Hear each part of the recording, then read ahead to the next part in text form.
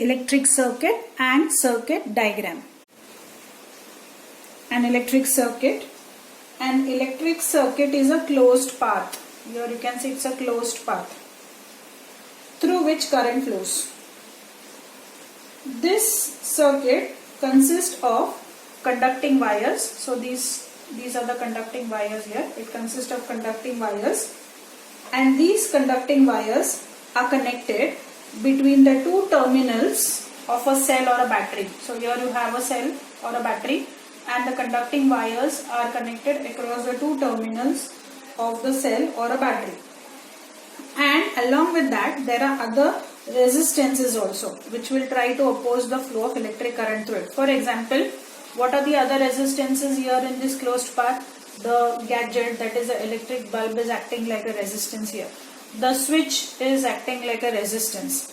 So an electric circuit is a continuous path which consists of conducting wires, a switch or a plug key, and the other resistances which are connected between the two terminals of a cell or a battery, along which electric current flows. I repeat, what is an electric circuit? A continuous path consisting of conducting wires, a switch or a plug key, and the other resistances which are connected. Which are the other resistances here? The light bulb, which are connected between the two terminals of a cell or a battery, along which electric current flows, is called as an electric circuit. An electric circuit is depicted with the help of a diagram. So this is a diagram with the help of which an electric circuit is depicted. And this schematic diagram shows how the different components in the circuit can be shown by using standardized symbols. For example, if I want to draw an electric circuit, and if I want to show a cell, I cannot draw the three-dimensional figure of a cell. I cannot draw three-dimensional figure of a bulb. I cannot draw three-dimensional figure of an ammeter. It is a very tedious and a cumbersome process. So what do we do is that whenever we draw an electric circuit, we represent the components of the circuit with the help of these pictorial symbols.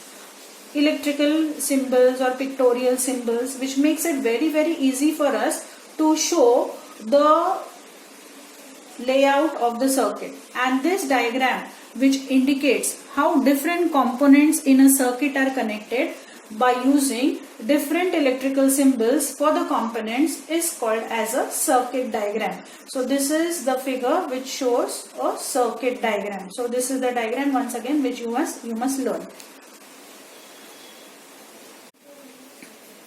So let us see the symbols of some commonly used components in circuit diagrams. We begin with a cell. So if I want to show a cell in the circuit, see, this is how a cell looks like, but it is very difficult for me to draw this cell as a three-dimensional figure. So the symbolic representation of a cell in the circuit diagram will be shown as a longer line and a shorter line. The longer line stands for the positive terminal and the shorter line stands for the negative terminal of the cell. What is the use of the cell in an electric circuit? The cell is used to apply electric potential difference in a circuit, so that once the electric potential difference is applied in a circuit, the electrons start moving from the negative terminal to the positive terminal of the cell, and an electric current will be set up in the circuit. The next symbol that we use is a battery. When two or more cells are connected one after the other in series, then this combination of cells is called as a battery. Now, why is a battery used in a circuit? Sometimes one single cell will not be able to produce that much electric potential in a circuit. So to increase the potential difference, that is to apply large potential difference in the circuit, a battery is used. So here you can see there are two cells which are used, which make a battery. So it could be 2, 3, 4 cells which could be connected in series. If I want to show a battery symbolically, how do I show? Now since there are two cells which are connected in the circuit, so when I draw the symbol for a battery, one longer line, one shorter line, one longer line, one shorter line. Longer line stands for positive pole and the shorter line stands for the negative pole. If we connect 3 cells in the circuit, then I'll show one more longer line, one more shorter line. And what is the use of battery in the circuit? A battery applies larger potential difference in a circuit. The next component of the circuit is a switch, or we also call it as a tap key. This is the tap key which we use in the laboratory, or a normal switch which we have it at home. Now this tap key or a switch can be represented in two ways. That is, when the switch is open and when the switch is closed.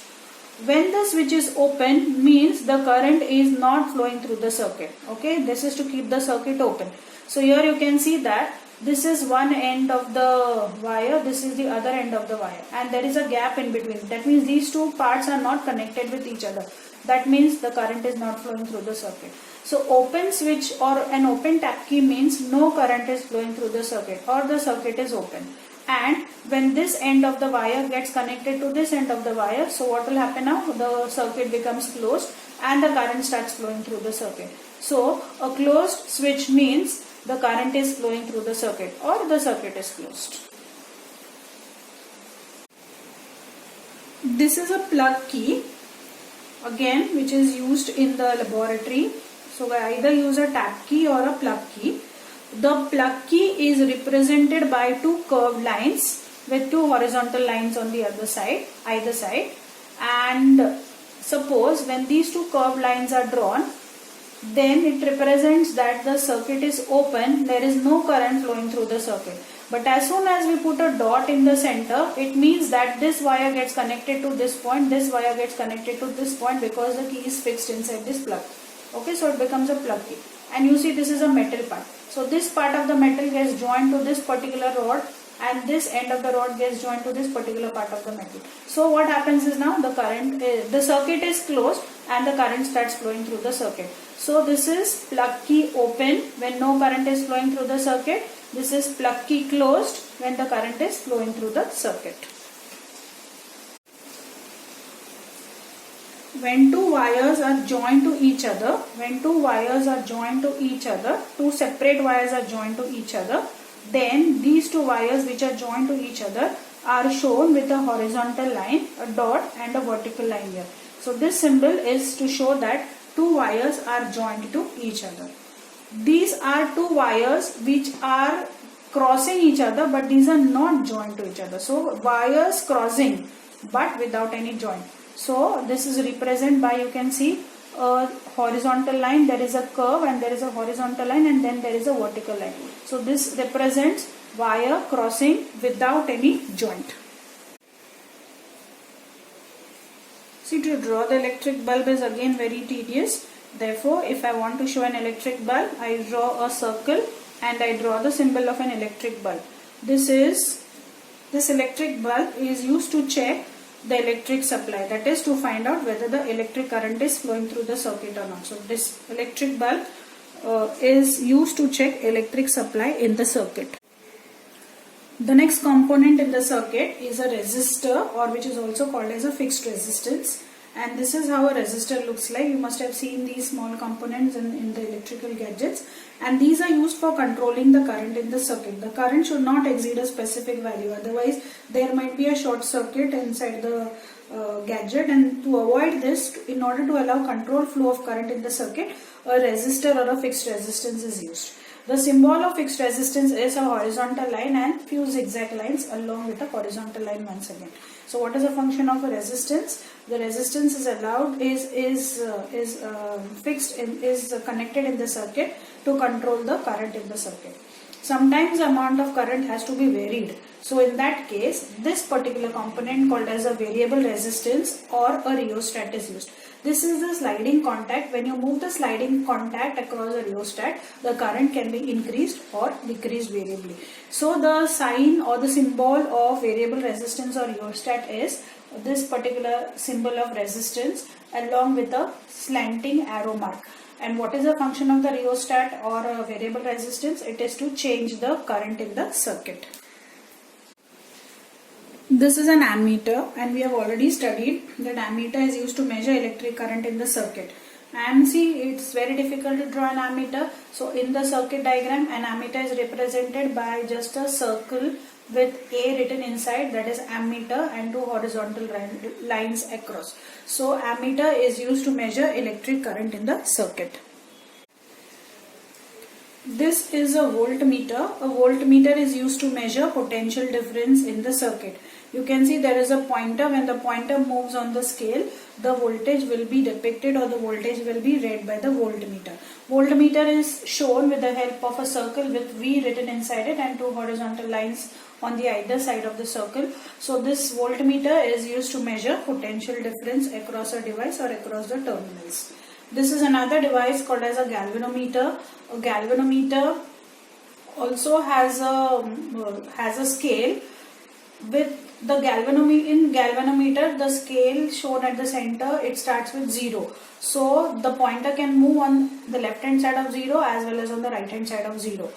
A galvanometer is basically used to measure small amounts of current in the circuit. It is also used to detect, or it is also used to find out the direction of the current in the circuit. For example, if the pointer moves towards the left hand side, it means that the current is flowing in the anti-clockwise direction. If the pointer shows towards the right hand side, it moves towards this side, it means that the current is flowing in the clockwise direction. So galvanometer is used to measure small amounts of current and also to find out the direction of flow of current in the circuit. Symbolically, galvanometer is shown with the help of a circle with G written inside and two horizontal lines drawn on the either side of the circle.